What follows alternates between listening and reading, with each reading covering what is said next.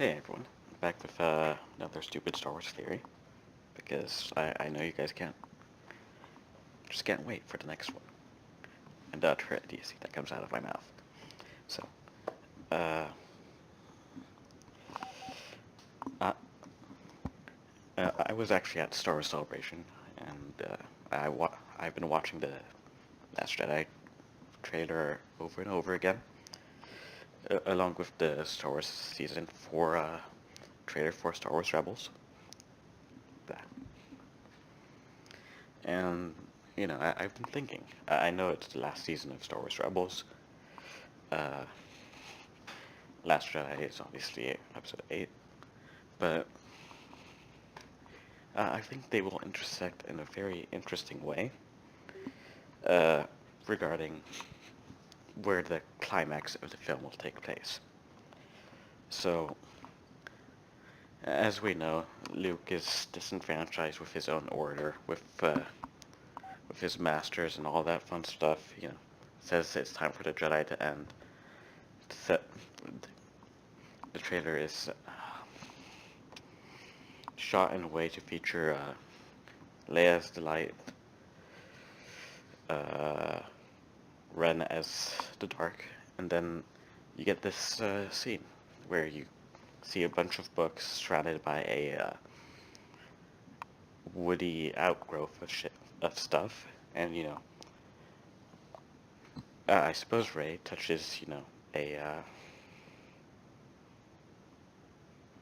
a Jedi book, or at the very least has a Jedi symbol on it, representing the middle.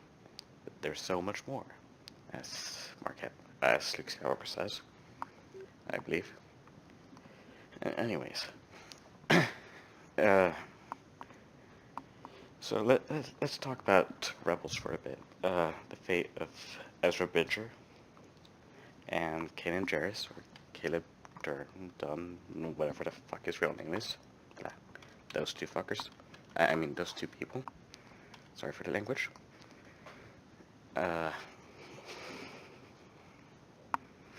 So, here's the thing. By episode 4, or episode 5, there are no Jedi but Obi-Wan Kenobi and Yoda. So, this means something must happen to both of them.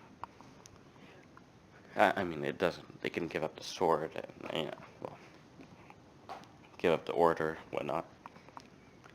But something happens. Either they, not become not Jedi's like Ahsoka did, or they die. And I think we're gonna see the latter.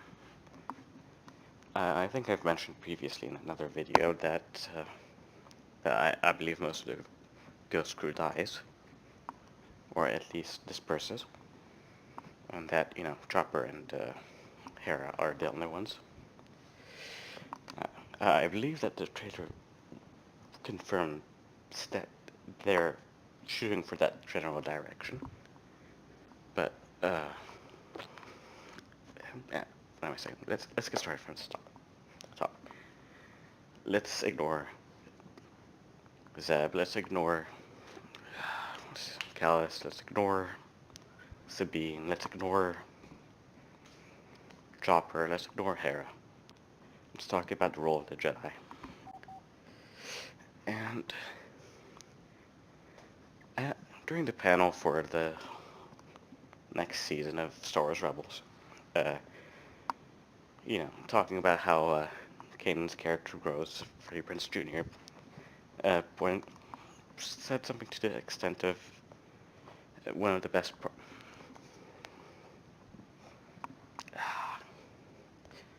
One of the most striking thing about the Jedi is the determination that they have, like Obi-Wan has in Episode 4, right before he dies, by the way. And he says that Kanan will achieve the same kind of determination. For Ezra's part, he said it's essentially said that um, Ezra will make some good and bad decisions, but he's rather tight-lipped about that. So going off the idea that, well, Kanan will die, at the very least.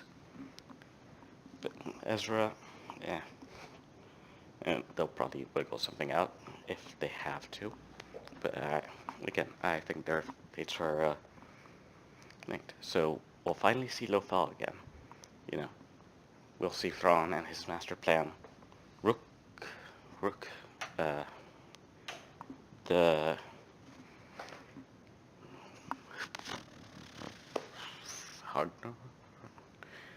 the guy of the species, is also the guy who kills Thrawn in the book, in the original books. You know, The Last Command by Timothy Zahn from the Thrawn trilogy. But what was I talking about actually? Right. In any case, you see Return to Lothal. You see Thrawn and his master, Thrawn doing what Thrawn does best. But importantly, you see Kanan imploring Ezra, saying, "We were meant to be Jedi's for this very moment to save Lothal." And you see the whole Princess Mononoke bullshit thing. You know, the fucking wolf, the wolf thing. At the very least, I'm getting the impression that they got it from there. Inspiration from there.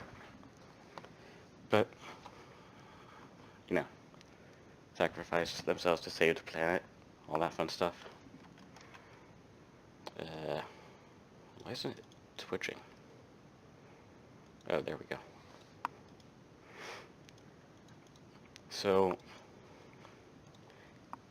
then the question comes up, how do they sacrifice themselves? Well, you know, forced mysticism bullshit, things, forced mysticism, blah, hard word. Well, that obviously has an effect, but I'd like to point out that, you know, this,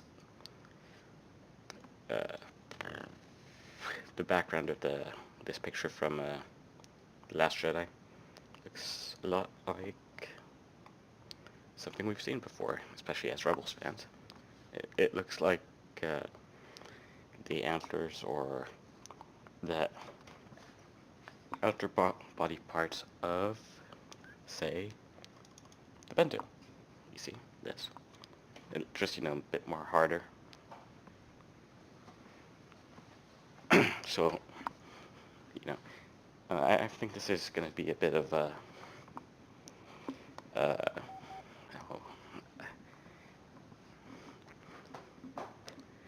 Dragon Ball GT situation. And I hate for saying that, as in, you know, Ezra and Kanan will do the proverbial Goku fusing with Shenron thing to save Lothal from Thrawn and his bullshit. And yeah, so they'll do that, you know, and then, you know, how many years? It's 30 years? 30-something years. No, it would be 32 at the very least. It would be, yeah, 32 years. And 32 years after they do that, you know, they've hardened with the Bendu, you know. God, that sounds really wrong. You know, they've hardened. It's more of a husk than anything. And, you know, when Luke says, "Get out," to Rey, which he will eventually do, he'll point her in the direction of the Bendu. Because, as I hope everyone recalls, he is the one in the middle, as he fucking says, as he says every single time that he's asked to intervene. He is the one in the middle. So, going back to the trailer of The Last Jedi, Leia represents light, Ren the dark, but what represents the middle? the Bendu. And why would the Bendu have access to Jedi teachings at the very least, and Sith teachings? Well, Kanan and Ezra have both Jedi and Sith holocrons. And what does this Bendu represent? The middle. So I believe that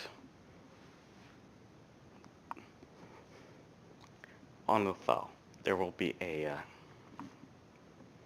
Ezra Kanan-esque Bendu, which will represent the middle. The middle. And so the climax of the... So I think this will eventually lead to the climax of, the Last Jedi. She'll go to the Bendu, half-assed temple, find teachings, and, realize her purpose and whatnot. So will Luke, and that is where, that is their connection of Star Wars Rebels, Season 4, and Season 3, and, the Star Wars Last Jedi, Episode 8. Well, thank you for sticking around for this stupidity. I hope you enjoyed it.